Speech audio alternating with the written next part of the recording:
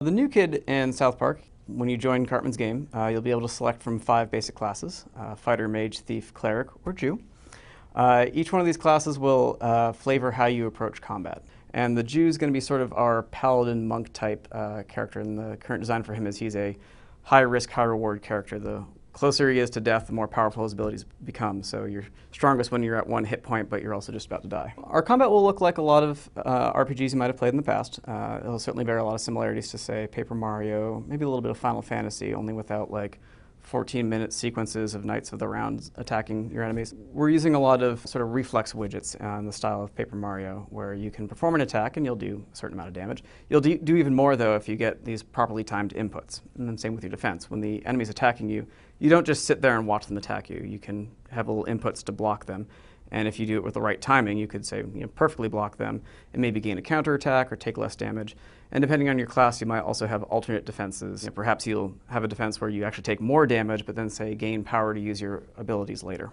A lot of the combat in South Park is really just kids being kids. There's a lot of juvenile violence with wholly unsafe toys. You may get wooden swords and suction cup bows, but you'll also get, flaming tennis balls, gardening implements, and ninja stars. If you've ever seen the episode Fun Times with Weapons, and you see Butters with a throwing star in his eye, well, that's going to be a lot of what the combat's like in this game. The player's going to be able to get a variety of weapons that they can upgrade and augment and customize. So you could get your little toy sword. It's good for hitting people, but then you maybe want to enchant it with, say, speed upgrades so you get attacks more frequently, or poison upgrades so you can do damage over time on your opponents. We don't want this game to be a slot machine of loot where you just keep getting weapons and use them for 5 minutes and throw them away. We want you to form relationships with all your little toys. So you might get a weapon and then get various upgrades as time goes by and really customize it to do exactly what you want with it. We've talked about a lot of games in our meetings with Matt and Trey. I thought I've played a lot of RPGs, and we can talk about Ultima, we can talk about Wizardry, we can talk about KOTOR and Deus Ex. They have played a lot of games, and they've played classic games, modern games, action titles, strategy games. We've mentioned, I think, Paper Mario has come up a bit, Zelda comes up a lot.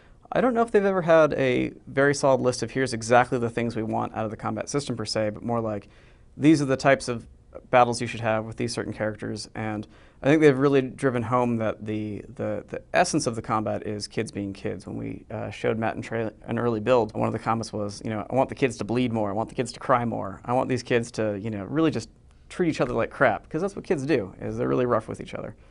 So I think that was certainly one of the things they wanted out of combat, was kids being little bastards.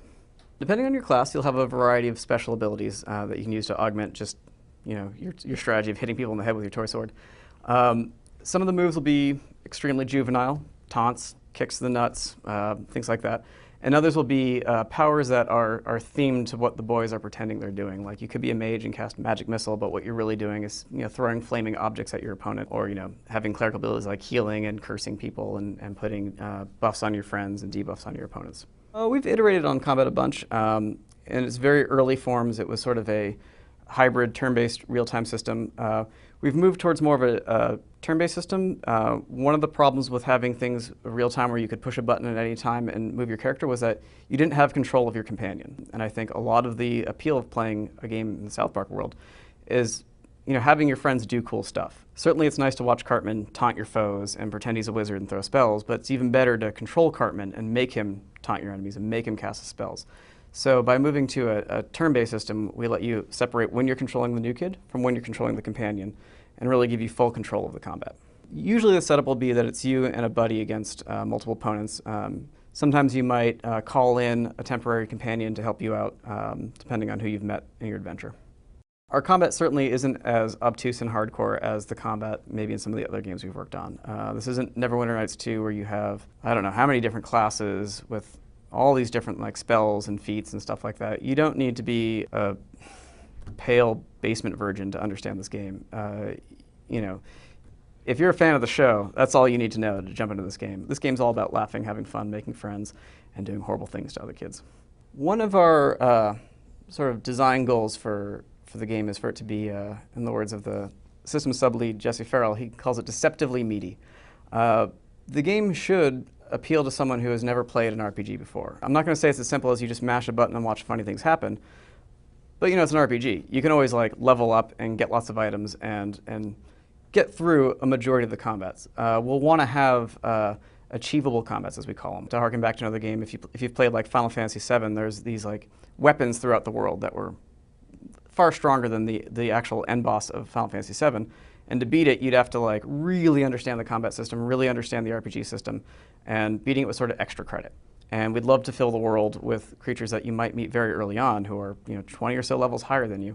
And you're not intended to beat them the first time through, but if you really understand the system, you can kind of go beat them for extra credit and gain extra collectibles and unlockables. The South Park game isn't just 20 hours of parody and satire. It's a real adventure almost on the scale of the South Park movie.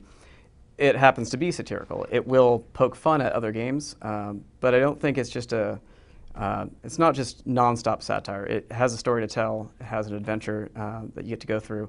And I think we'll certainly have fun with the way other games do, unskippable cutscenes and, long diatribes from bosses. The goal of the game isn't to just like piss on other games and say how they're stupid. It's to have a fun adventure. I mean, Matt and Trey love gaming.